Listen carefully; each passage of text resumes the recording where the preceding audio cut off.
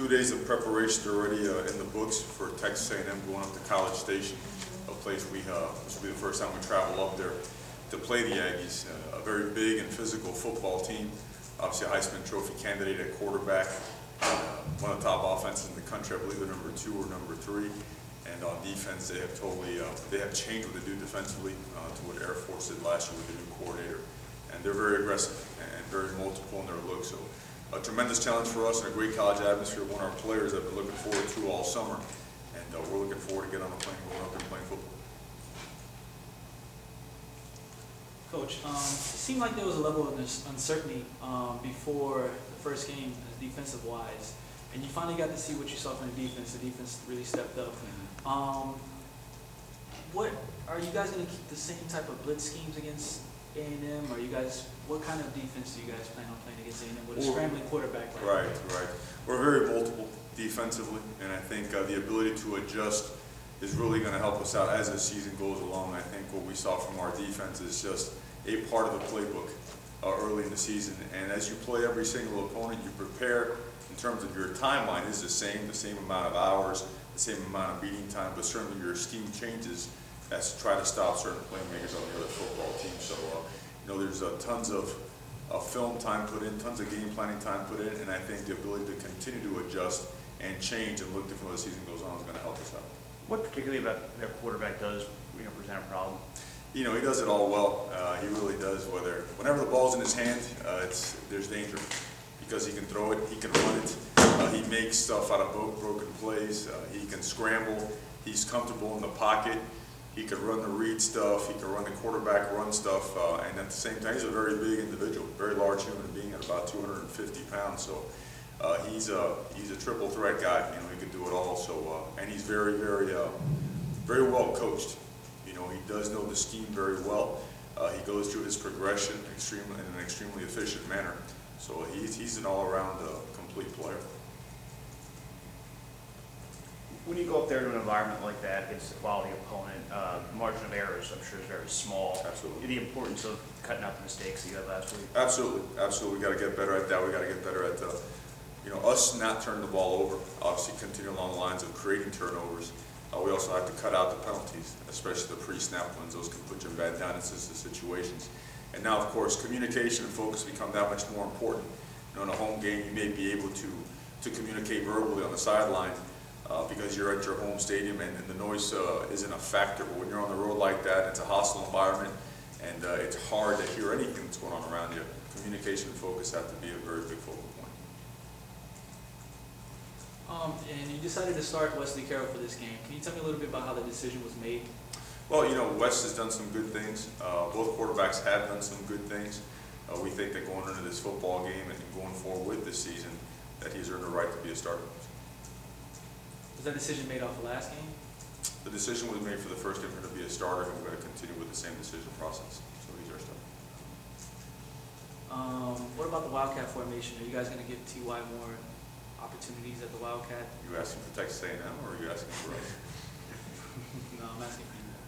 Yeah, obviously we threw it in there for this game. It all depends, like you mentioned earlier about the defensive side of the ball and giving multiple looks. Offensively, you always want to do the same kind of thing. You want to make sure that you have a base offense, you have an identity, but you want to go into a game with the element of surprise, the ability to expose a certain scheme that you saw on tape to a certain formation or whatnot.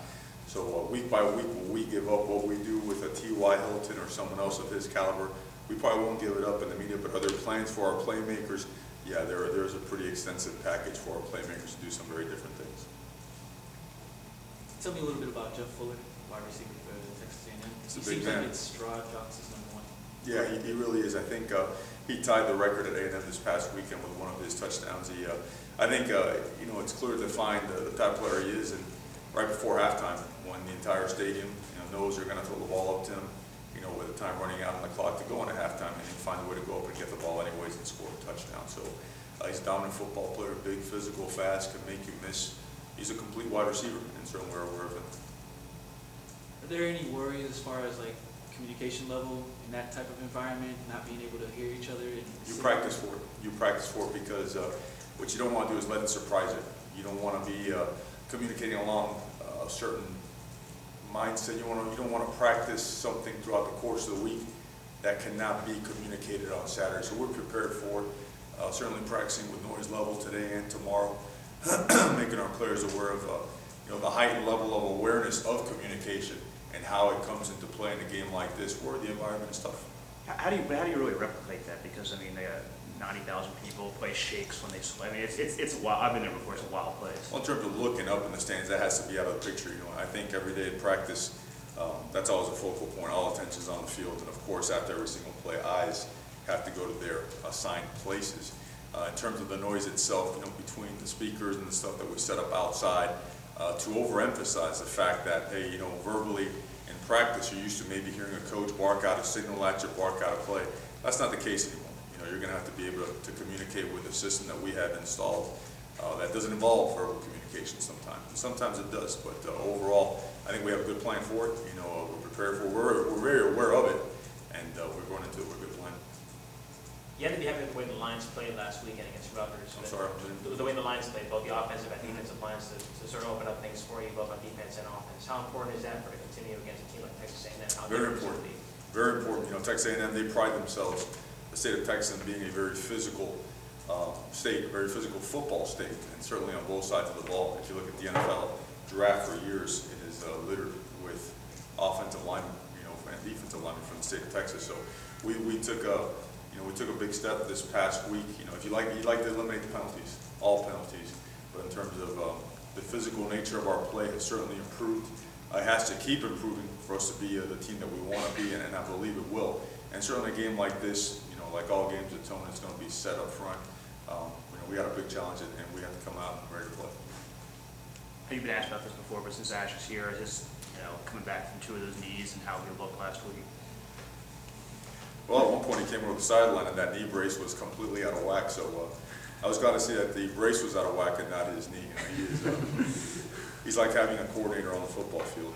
I don't say that because he's here in front of myself right now, but rarely have I ever seen a guy with his intelligence combined with his ability. He plays from the heart. Every inch, every bit of the soul in his body, he plays with it out there, and certainly a guy that has made us a much better defense that will continue going forward. Good. Good.